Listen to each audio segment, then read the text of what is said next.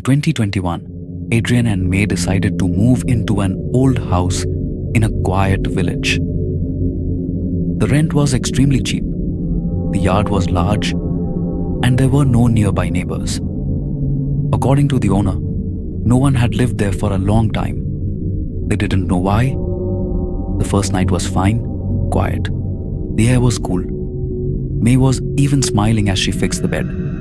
But around 2 a.m., Adrian woke up to the sound of knocking. Not on the door, inside the closet. He thought it was just a rat. He opened it. Nothing was there. When he returned to bed, he saw that May was already awake. She was pale. "Someone is whispering," she said. "Can't you hear it?"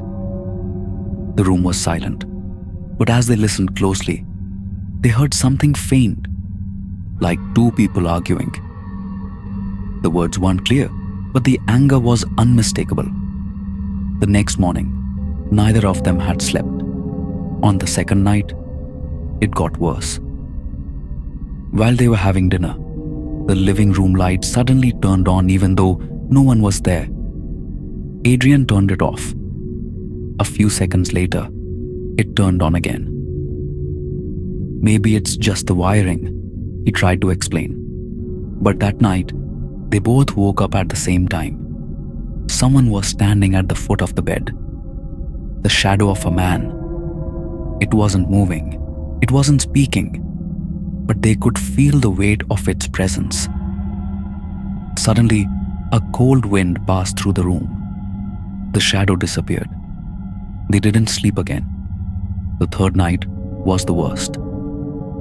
As they lay in bed, they heard loud shouting, clear as day, a woman crying, a man furious with rage.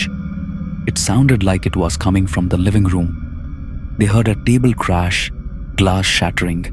But when Adrian gathered the courage to step out of the bedroom, the living room was silent. No mess, no broken glass, nothing at all. When he returned to the bedroom, he saw May staring at the wall. "Adrian," she said, her voice trembling. In the cabinet mirror, there was a reflection of two people standing side by side behind them. A man, a woman, both staring at them. Slowly, Adrian turned around. Nothing.